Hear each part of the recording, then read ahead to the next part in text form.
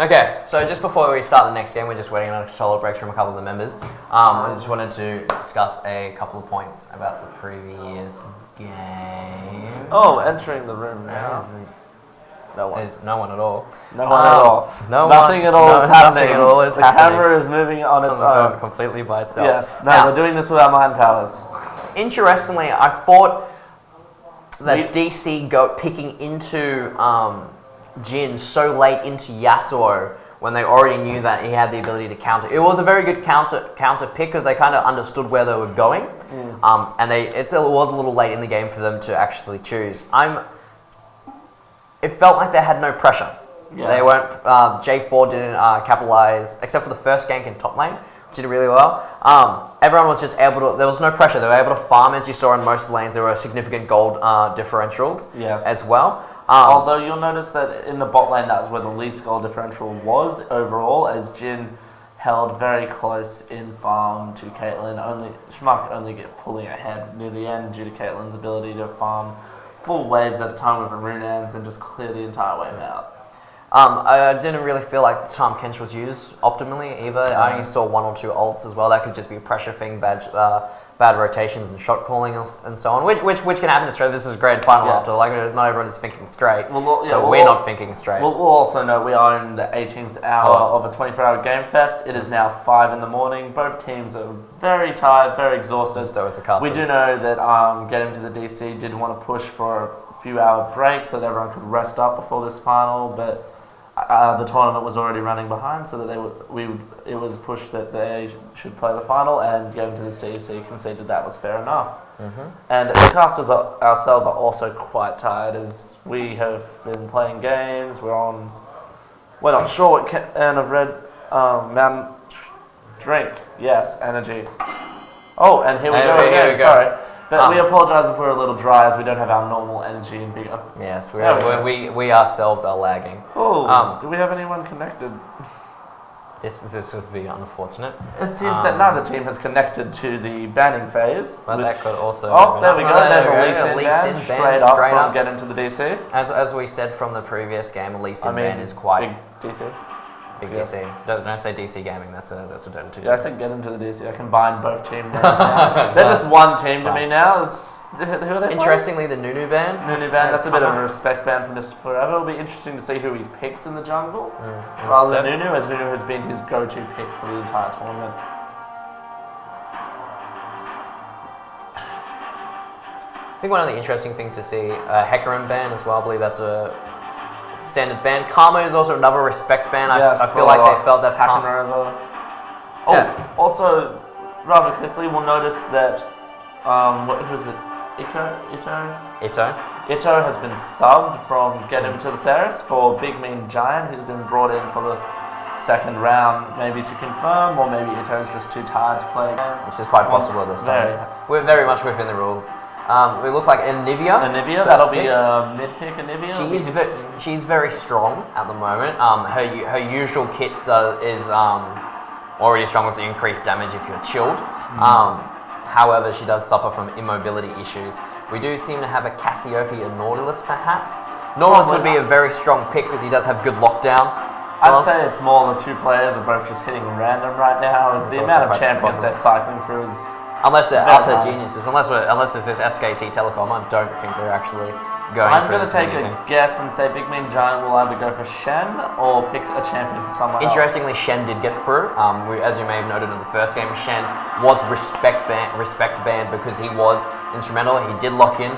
Shen is very difficult to deal with. It's very interesting that in the first game when they respect banned Shen, the player who's been playing Shen the entire tournament, Big Mean Giant, wasn't actually playing at the time. Which may have been a fault of their own, or they just thought that it was well worth banning. Either way. And now we'll notice that maybe they subbed him in because they thought they could get the Shen ban through, as he's been very instrumental at being able to harass and split push whilst then telling to his team who join out team fights. We'll notice that Sivir did get through for one taps this time. Yeah, Sivir is one tap's main.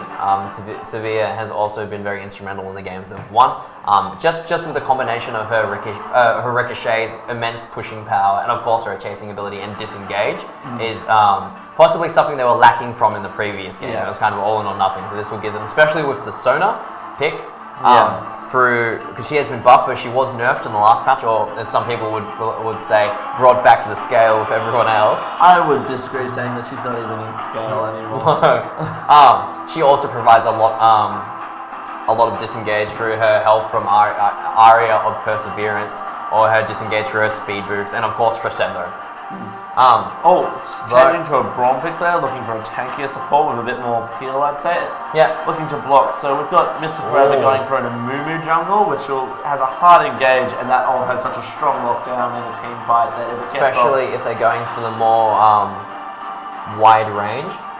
Though they don't have anyone to really capitalize on. Like usually if you run an Amumu, you tend to go with a more AoE based team comps, Vel'Koz like they had in the previous game would be a very good synergize with Amumu. We'll notice that Schmuck has locked in Jinx, which is one of his preferred main AD carries, Caitlyn being one of his unusual picks, Jinx being one of his pocket picks. Jinx is a good ADC at all points, even though she's had a series of nerfs to her Q, she still provides so much damage.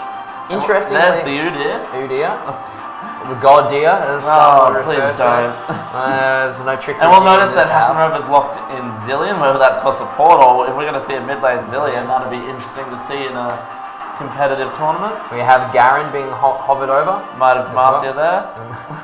Justice of Demacia. I don't want to be that guy, but... I'm sorry. I'm just still upset that a Dota player won the Garen sub. It's the might of Demacia. Wait, was I right? I'll see myself out. Yep, thank you. Cool. There's the Demacian lock. Justice. Shout out to any Garen fans out there. Garen Bush is safe from Garen. Interestingly, Garen isn't that much of a firm professional pick. He does get kited very easily. However, you'll notice that they have two melees already. Zillion does have a lot of bombs, which make kiting quite easy. And Jinx is also really good at kiting as well. In fact, that's one of the main reasons people pick it.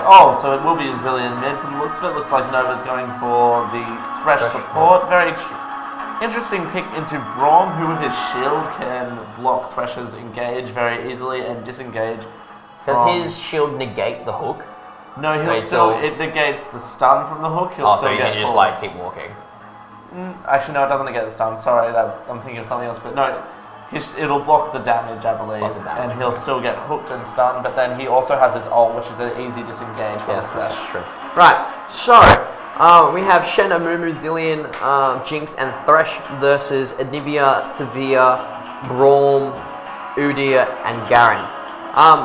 So who do you think will win off the top of your head? Where are your money?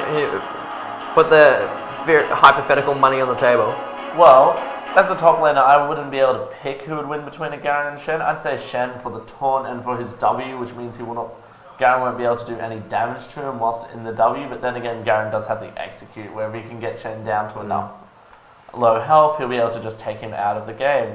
Now, as demonstrated by the game when Jesse and me and the rest of our team played against Take Him to the Ferris, Shen is a very difficult hero to play against if you can't combat, because he can teleport from one side of the map to the other through his Stand United, which is ult, and then he also is running teleport as his summoner spell, so he can immediately teleport back if he needs to pressure the lane.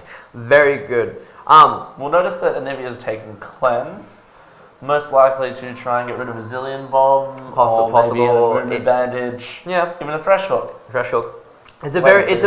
Cleanse used to be more of a thing in Season 2, Season 3. Very often run on AD carries because it was a very nice get out of jail free card, because it also gives you, assuming that the spell hasn't changed, let me check, yes, it also gives you 65% reduction on disables as well. So if, say, a Mumu engages, or maybe even a taunt, which will probably be more, 65%, and then if he gets another one layered, it won't last as long, which is very good for Anivia, because you want to be getting out the combos as quickly as possible. Yes.